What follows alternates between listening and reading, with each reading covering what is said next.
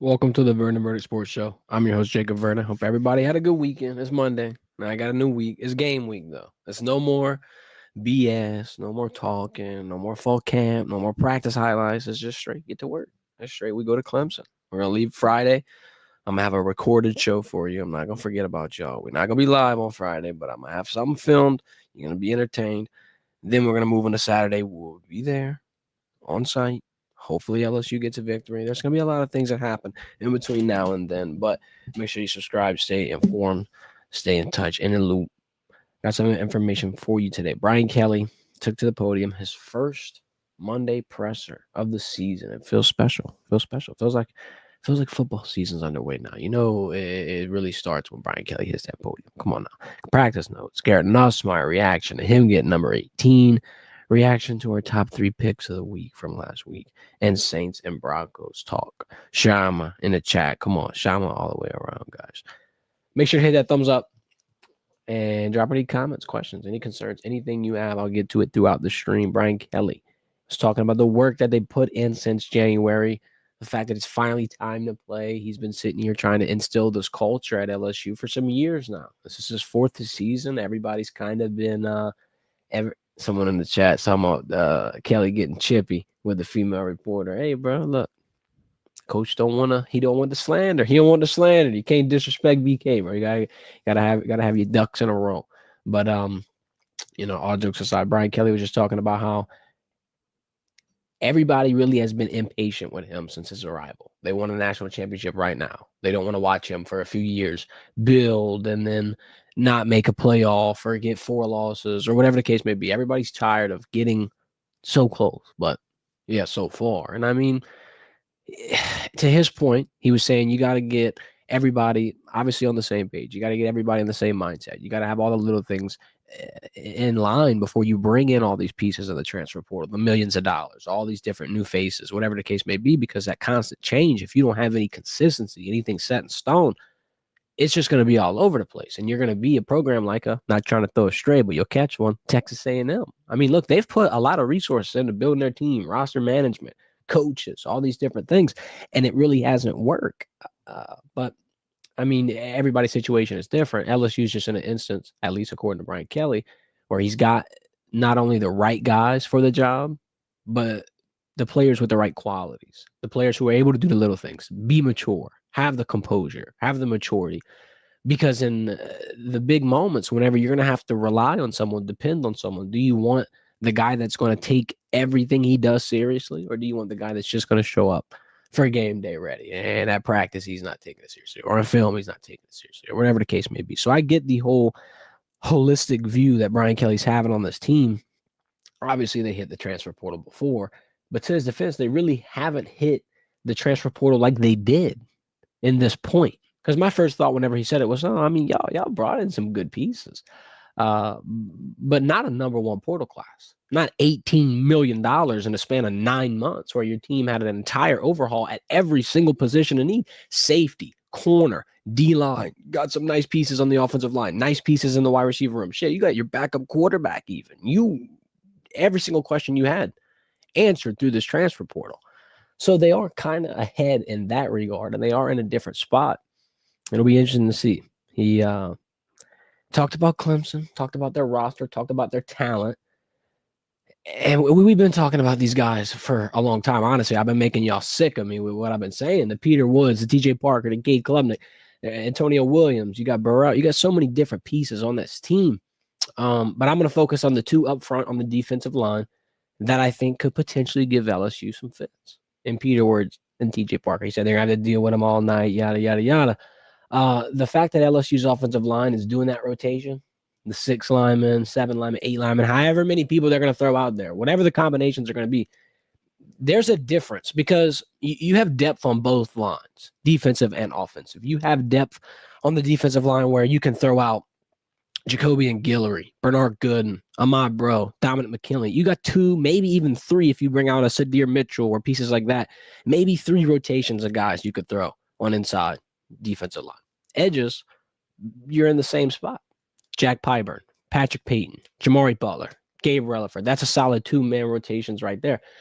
Offensive line feels different because on the defensive side, now I know it sounds weird because they both have competitive depth.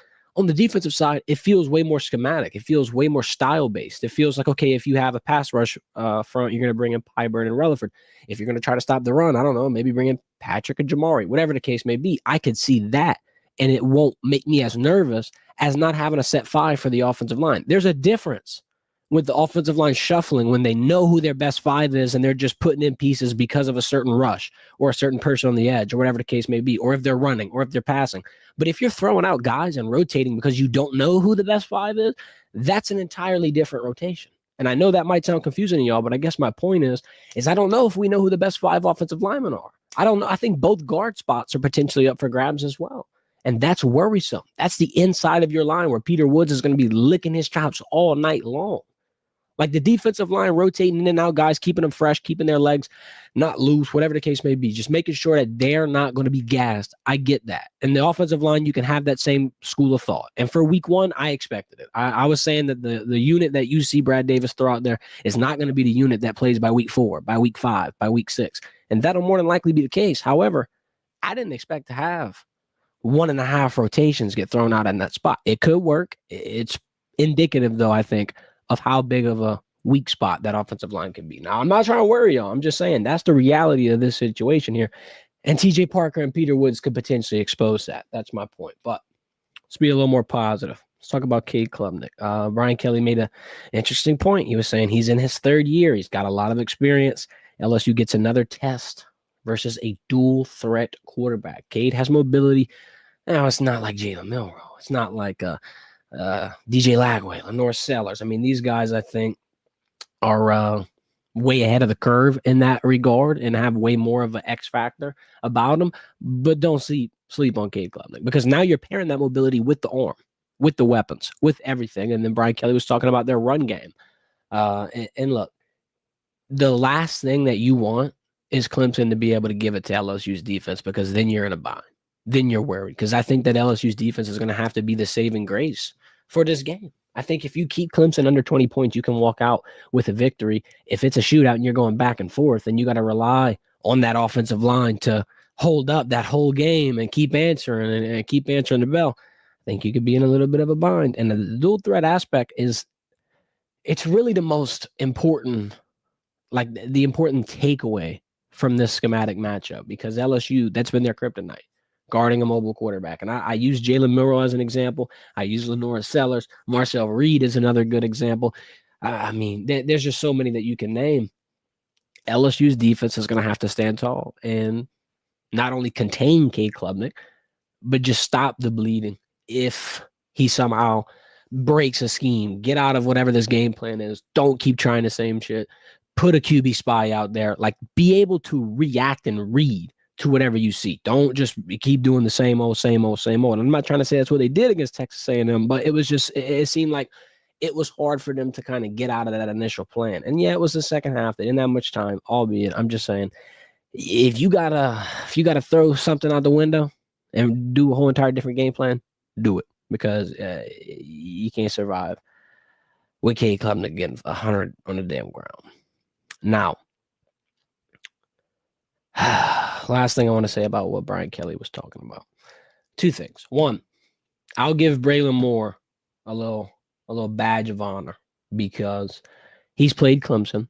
Brian Kelly said he actually opened against Clemson. Now, this is going to help in a communicative aspect because he's going to recognize some fronts, potentially. Yeah, they're going to change verbiage. They're going to change. It's not going to be identical. However, that gives me a little bit of confidence in the fact that he's going to be the mainstay piece. We keep talking about offensive line rotating. You're not going to see center rotate. That's a spot I think will be your area of consistency. And if you need any area of consistency in the offensive line, it'll have to be at that center spot. The dude snapping the ball, the guy right over. He's the quarterback of the offensive line. And by that same token, the fact that he's already been around the block in this environment against these teams, against these schemes, at least you got that. Because if you didn't have that, you would be in a completely different spot. And I'm not trying to say that that's going to be the savior of everything. However, that is a boost. That's a plus. You're not going in there completely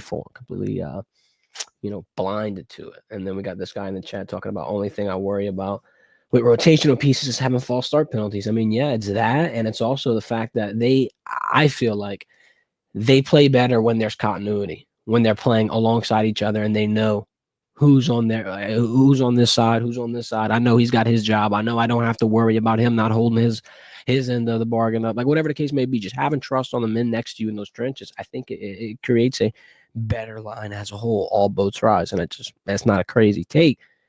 Now I'm going to give them some hope, though. I'm not going to say that because they're rotating, they're screwed. No, that's not the case. It could be a good offensive line. Brian Kelly's talking about the talent that they have, and it's just going to be about finding the right combination. That's what's worrying me, though, is that they do not know the right combination, and there's a very important game in 6 days on Saturday. This is Monday, Tuesday, Wednesday, Thursday, Friday. 4 days left. I said 6 days, less than half a week at this point. Going to have to be able to make something work. Let's talk about practice notes real quick. We saw a scrimmage on Saturday night. Didn't see too much. It was slow. The biggest takeaways I got was who was MIA. Braylon Moore, Carius Kern, Nick Anderson, and then Garrett Nusmeier was kind of limited. Brian Kelly was saying they got him on a pitch count. And all the install for Clemson was done. He already did all his work, so he's just sitting there handing it off out the pocket, trying to be safe. I imagine Braylon Moore being off to the side was more of the same. Like, why put your starting center in a spot to risk him getting hurt when you don't need? You know what you got with him. You know that he's competent at that spot. And like I was talking about with him having experience against Clemson, there's just not much left for Braylon Moore to show. It's his job. Same thing with a guy like Tyree Adams at left tackle. It's his job. I don't think anybody else is going to be able to take that from him. Nick Anderson's going to be a little interesting. We didn't hear about that in the Brian Kelly presser, but I mean, you've heard the Oklahoma fans worry about his health and just how he's going to be able to hold up throughout the season. We've seen him twice with trainers. I've seen one hit to the back, one kind of like a lower cramp or maybe a rolled ankle type moment where they pulled him off to the side. Other than that, he's looked good. He's obviously our biggest wide receiver. It'll be interesting to see how the defense responds to Trudez Green and Nick Anderson, maybe a Bar Sharp out there. That's another thing Brian Kelly was talking about, throwing 2 tight ends out there in a double set. It helps you because now the defense is going to have to not only play against 2 very hard-ass matchups, but, I mean, they're going to be honest because they don't know what you're doing. Yeah, you got doubles and you can potentially run with 7 pushing up front, but you can pass because both of them are just as dangerous in that regard. Both of them are phenomenal in terms of route running, creating space, catching the ball, obviously. I think you're going to have so many options all over the place for this offense. It's not going to be a worry about can they score, can they get the yards, yada, yada, yada. Can they protect? If you can protect and let Garrett Nusmeier have time to be able to sling that route, then you're going to be in a good spot, especially with the complementary football that you're going to be able to see with the defensive side. Remember that a long time ago? Brian Kelly kept talking about complementary football. Got to play complementary football. This is the closest you've been to being able to do that. I think Saturday you're going to be able to see. Hopefully so. Let's read some of these in the chat. Moses V, is he that good at convincing? Or is it possible BK convinced the team is good? Usually comes off condescending and political. Today he seemed confident. Yeah, no, I mean, you've been seeing the vibe. Brian Kelly's trying to invoke confidence in everybody at that point. You got 1-0 all over the place. They're preaching that they're starting 1-0, undefeated, yada, yada, talking about it being the deepest team he's had, the most talented team he's had. And to a point, it's true. Also, to a point, I think it's just he's not going to come out and say that they're not ready. You know what I'm saying? So, like, there's a coach speak aspect to it as well. But I do think that, some of this is just his natural emotion. Like, he really does feel that way, I believe. And I think the team is really good. My biggest concern is offensive line. And it's been that through spring ball, through fall camp. And now here we go rolling into week 1. And it's still my main concern. But we haven't seen live reps. They can alleviate all those concerns week 1. That would be the only thing that I would really, really worry about. Isaiah in the chat, Kelly's confident for sure. We heard him talk about a team like this one last year. He literally said pump the brakes on a natty. This year he's talking about veteran experience. That's a good point. And then the year before last year, he was talking about having leaky air in a tire. We're not there yet. And he's prepping everybody's expectations. Like, it might not be the year. You might want to watch out. You might want to relax a little bit. This year he's talking about it's not about if we win a national championship, but when, or we haven't been in the playoffs yet, but we will be a lot. And like you're talking about with the experience, I mean, he's given the team a lot of props going into the preseason, and he could be flipping over, the way that he was preparing last year or the years prior because it didn't work out. Now he's trying a new approach, or he could really be feeling it. You never know. Floby, Come on, Floby, man. I thought you weren't going to pull up, dude. 5 days left till we stomp on the Taters. Floby, I hope, man. I hope. Good to see you, dude. Interesting thing for the scrimmage.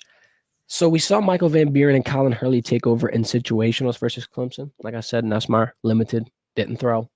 That's going to help out in this regard. And I don't want to be negative, gloomy, pessimistic. I'm just going to be real, though.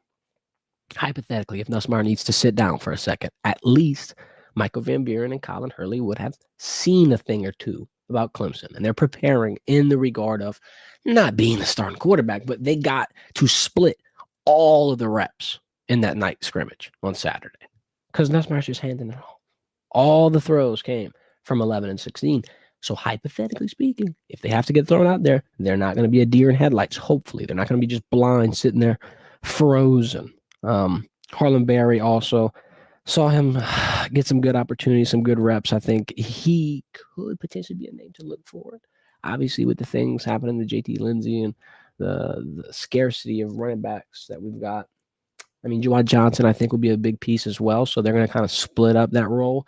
But Harlan Berry has an opportunity as well. I got to say that. Screen game, short pass game. I think he could be able to get into the mix. All right. Let's talk about Nusmeier getting 18. Let's get out of his practice talk. That was the last practice report of the whole year. From here on out, just straight game coverage. Pre-game, post-game, some good picks. Last week, we didn't really do too good, though. We'll react to that after this, though. All right, Nusmeier gets number 18, awarded the jersey yesterday after practice. I'm not surprised. We've been talking about it for a while. Figured he'd get the nod. Figured it'd be him or Witt or maybe both because they've been doing 18, both sides of the ball for a long time. Last year, we had Greg Penn and Josh Williams. I was a little confused that they didn't give Witt 18. I mean, they gave him the captain nod because the three captains are Nuss, Perk, Witt is 18-7, and I figured it'd be another 18. Interested, though. Everybody's wondering why we were saying he awarded it. We posted that on social media. I saw somebody comment, awarded. Yeah, it's a tradition. They give a vote. They give it to you. The winner gets selected and awarded the jersey. It's a tradition. Number 7 is the most talented. Number 18 is the leader. And I believe it. I don't even know if the coaches have a role, and I'm sure they might. But for the most part, I believe it's the players and the former number 18s be able to come together and pick the next Tiger leader, if you will. First quarterback since Matt Mott, which was 22 years ago. Not to date anybody, but 2003. And I find it interesting, too, because normally the team leader is the quarterback. So it's just wild that it took 22 years to get another quarterback to wear the jersey. I feel like for the most part, some people probably didn't want it. Some people probably were like, I don't know. I don't know for sure. I'm just saying it's interesting that you have waited this long to see a quarterback who's traditionally the leader get the leader tradition number here at LSU. He said Harold Perkins is going to keep 7 too because he didn't get a full year with it. He wanted another year. That makes sense. Next year, I know who I'm voting for getting it. Not everybody's talking about ties to Louisiana, yada, yada, yada. I don't think you need to be tied to Louisiana where number 7. Everybody remembers Patrick Peterson. He arguably started it. Wasn't from Louisiana. So don't limit. Give it to Trudez Green. Give it to Big 14. I know he's from Louisiana. I'm just saying that he's from Zachary, but I don't think that they have to have that stipulation. But my pick would be Trudez Green. You're going to have a lot of picks to choose from at this point. Caden Durham would be another one. That would be one that would potentially be limited because he's from Texas. Duncanville, I think. Either way, don't limit number 7. I would give it to either Trudez, Caden, or I don't know who else you'd be able to give it to at that point. I don't know. Not going to get another year from Witt. Oh, well, we're getting too far down the line. Let's switch out of this. Number 18, Garrett Nusmeier. Congratulations. Not surprised. You deserve it. Good selection. Top 3 picks of the week reaction. It's a somber Monday. Kansas State, they did it. If you did Kansas State on a straight, you're happy. They won by 24 points. Spread was 14. They covered it by an extra 10. We even had an extra bet, first half spread. That was 7. They covered that by like 11, 10 to 11. Either way, they covered both spreads. Congratulations. UNLV, that spread was too high. We knew that. The minus 26. That's insane. If anybody's ever favored by 4 to 5 touchdowns, cut it. Cut it. Maybe they do. Maybe they do it. Don't touch it. Don't even sniff it. Don't think about it. You might think. You're thinking wrong. It's insane. The overhit, I was surprised about that. I didn't think that UNLV would, one, take that long to be able to play and react, because through the first half, they're down. Idaho State won the first half. First half money line was plus 1,200. Idaho State got it done. They scored 30-something points. It was 32. Either way. Last year, they averaged 32 points per game. I mean, Dan Mullen, he's a good coach. It's been a long time since he's been running a program. A lot of turnaround in the transfer portal as well. A lot of new faces, a lot of new changes. That obviously played a big role into it. Could be worse. At least they got the W. But Lord, UNLV, rough stuff. Kansas State, that was the roughest one of it all. Oh, Floby. I'm getting to you in a second, Floby, about the Packers comment. Give me 1 minute. Let me harp on this Kansas State Wildcats, because they sold it. They sold the whole weekend away. I can't even say it. From Dublin, Ireland. And Avery Johnson, he took 2 L's. He lost the game, and then he had to get out after. Go in the locker room. Pull his phone out. First thing he probably saw going viral was Pops fighting after the game in Dublin, throwing down like he's Conor McGregor or some shit. Horrible. Look, Avery, he didn't even play bad. 273 yards, 2 touchdowns through the air, 1 touchdown through the ground, 70% completion. The game ended when Dylan Edwards got hurt. Dylan Edwards fumbled. They're talking about, oh, there's too much smoke from the fireworks in the sky. He can't see. If that's true, that's crazy, because that's 2 major technical errors that Ireland played, because the field looked horrible. You couldn't see any lines. You couldn't see anything. It looked like straight green grass, like they're in the backyard playing recess ball. That's what that looked like. And then that ruined the whole game. First off, I'm not a big fan of putting a very talented offensive player on special teams for that reason. Like when we were talking about Barry and Brown returning balls, I'm tripping. I'll be honest. Because I don't want Barry and Brown to get smoked. He's a phenomenal returner, and he's probably going to be one of the best returners in college football. I'm not saying he's not talented. He's very talented, and he'll probably be the returner. I'm going to be scared, because what if he gets lined like that? Like a Dylan Edwards. First play, he's out there. Muffs, rolls his ankle, doesn't come back out. That's a risk you take when you're playing special teams. And I mean, look, it is what it is. But slow game, only 14 total points in the first half. Fourth quarter, completely boomed. They marked the last touchdown down, put his hand down. It was almost 31-21, though. If that touchdown would have counted, it would have went from 24-21, which was the final score, to 31-21. Think about that. They went on a 17-14 run in one quarter at that point, after going 14-7 all game. Fourth quarter just took it off in Ireland. Everybody was primed for a big finish. Now, it wasn't even over either, because Kansas State, before that touchdown that got marked down, it was a 4-3. They're down 3 points. There's an opportunity to get the ball back, potentially push down the field for a game-winning drive. All for naught. Give up a first down. The first down that inevitably came to that potential touchdown. Here's my last take. I hate watching games in Dublin. And I know that Bill Belichick's about to debut at UNC in Ireland. Good luck. Because there's something about teams traveling over the pond, trying to get it together, and it just don't work. And I know last year was Florida State and Georgia Tech, and Florida State's not the best example. It gave me the same vibe. I think Kansas State kind of got robbed. It is what it is. Avery Johnson, you did what you had to do, bro. I ain't gonna lie. All right, Floby, where are you at, bro? I ain't forget about you. Devontae Adams, Packers jersey in the back. I wonder if he's a Packers fan. Yes, I'm a Packers fan. You want to know why I'm a Packers fan? I still got this, boy. You ever seen something like that? Big old head of cheese. Come on, bro. Let me tell you the story about this Devontae Adams jersey real quick before we go to the Saints segment. I'll wrap it up. I bought this Devontae Adams jersey a long time ago. 2 months after I bought it, he got traded to the Raiders. So I never got to enjoy it. Every time I see it, I get reminded of the fact that the Packers front office fumbled. Now, look, we're good now. Got a young team, young core, going to be able to go to the playoffs. Doing a lot better than the Saints. So, could be worse. I'll be excited. I'll count my blessings. However, Devontae Adams hurt so bad. Floby, I don't even know what team you like all the way up there in Connecticut, bro. You're a Patriots fan, though. Let's talk about these Saints real quick. They played the Broncos. Unfortunate loss in Sean Payton's homecoming with his Broncos. Came in there with Bo Nix. And look, they had a day. At halftime, their backup and Bo Nix had more yards than Spencer Rattler. They had, I think Bo had 100 at a half. The backup had 78 or something like that. And Rattler he was 5 for 8 with 43 yards. Tyler Shuck comes in, 12 of 20, 60% completion, 102 pass yards, got a rushing touchdown. Here's my thing. So you hear all kind of people talking. They're saying Spencer Rattler is favored or at least leaning to get the job. Now, obviously, the battle's close.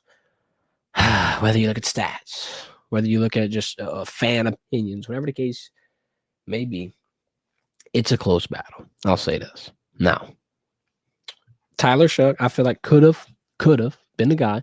He probably would have had to do a game-winning drive or at least keep it somewhat close. I don't think winning or losing a preseason game is really an end-all, be-all. That matter. Records aren't going to really matter. It's just kind of a formality at that point. There's bench players, people fighting for roster spots by that point anyway, so it's not even going to be able to be used as like concrete, definitive, okay, Tyler's better than Spencer. I don't think you're going to get that, right?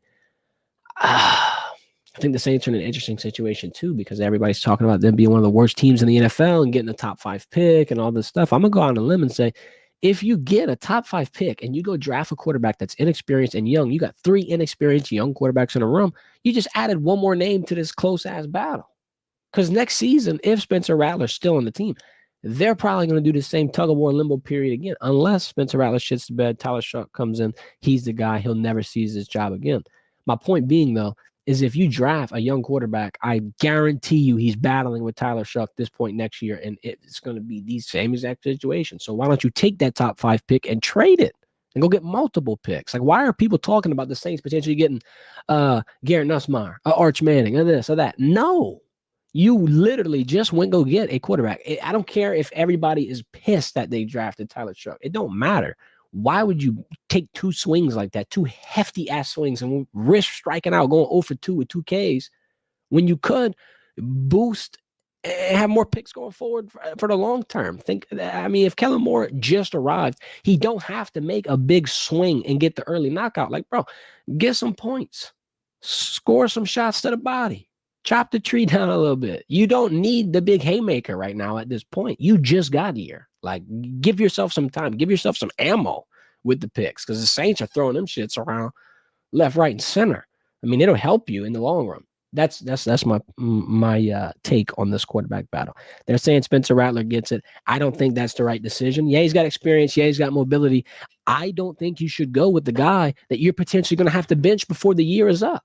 G made a good point, though, because he's like, all right, well, at least you give Spencer a fair shot. So if Tyler stinks it up and you have to throw Spencer back out there, it's not awkward. Good point. But it's going to be interesting because I think you know what you get with Spencer Rattler. He had 7 games. Through 7 games, he showed you the same thing every time. Yeah, there were injuries. Yeah, there were banged up moments, but I didn't see a flash where it was like, okay, yeah, that's your guy. Obviously, because the new regime comes in and drafts a quarterback. And I'm not trying to say that they drafted a quarterback with the intentions of him 100% being the starting guy, but they drafted a quarterback because it was a lacking position. Not to mention the fact that Derek Carr was still a thought at that point. And how ironic that now the Saints are in a spot where they might miss Derek Carr next year. I don't know. I'm putting words in your mouth, though. Floby saying he's a Cowboys fan. All right. Did Dez catch the ball, Floby? You might think Dez caught the ball, but did Dez actually catch the ball? I'll give you some time to react to that. Let's see. Moses in the chat, not gonna lie, so many of these programs become so weak since NIL started. Most other conferences are super hard to watch. It's interesting. And then I think, too, like it's going to be wild going forward because it'll be undisputed almost that the SEC is the toughest conference in college football with them moving to the 9-game schedule, with them adding a high-quality P4 opponent. Those type of things are going to make the SEC the clear front runner, and every other college conference that you're going to watch after the fact is going to look a lot different, a lot more lackluster. What is your LSU Clemson final score prediction? Want me to be honest? 28-24 Clemson. So early. I'm going to give you a good one on Friday. If LSU wins, Clemson has to score less than 21 points. 100%. If LSU loses, it's because Clemson couldn't be stopped on offense, and they damn near scored 30. Floby in the chat. Don't forget that LSU spent $18 million. Oh, man. I can't forget. I don't think LSU just spent $18 million. I think they spent more than $18 million. That's my opinion on it. That's neither here nor there. We're going to hop out of here. Be back on the stream on Wednesday. Wednesday is our last live stream for the week. Friday, we'll be traveling to Clemson. Boots on the ground coverage for the best college football game of the week. Clemson versus LSU. Stay tuned. Hit the subscribe button. Follow us on socials at Verdin Verdict. Stay updated. Stay informed. Floby, go Pack, man. I ain't with the Cowboys. I ain't with Jerry Jones. Y'all got to figure out that Micah Parsons situation. You're going to be pissed off, Floby. I ain't going to lie. Appreciate everybody for watching. Y'all hit that thumbs up. Enjoy your day. I'm your host, Jacob Verdin. This is the Verdin Verdict, and I'm out of here.